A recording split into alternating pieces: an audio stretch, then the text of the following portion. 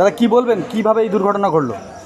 গত 4 দিন আগে নাগেনাবাদ আমাদের মুসলিম পাড়া থেকে 7 জন মধু পাশে মধু কাটতে গেছিলো জঙ্গলে।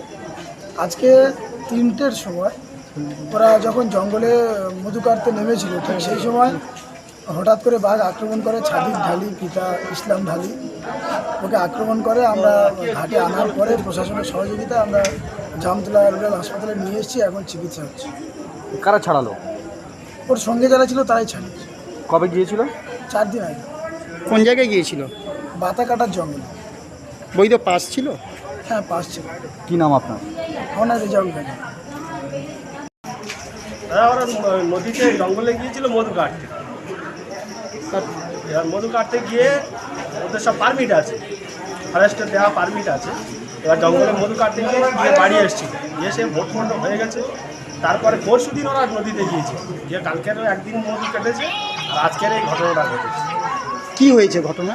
ঘটনা এবার দুপুরবেলা নৌকোয় খাওয়া দাওয়া করেছে, করে এবার বিশ্রাম করেছে, করে এবার বিকালের দিকে নেমেছে।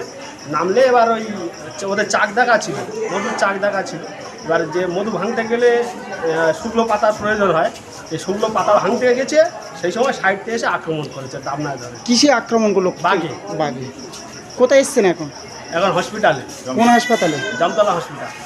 কি নাম আপনার? ওর নাম রাজ্জাক গাজী। যার অ্যাক্সিডেন্ট করলো কি নামটা? ওর নাম ছাদিক ঢালি, কোথায় বাড়ি? মহিবুর নাগানাবাদ। আপনি কে হন? আমি পাড়া প্রতিবেশী। জয়নগর আপডেট, সত্যের পাশে, খবরের আগে।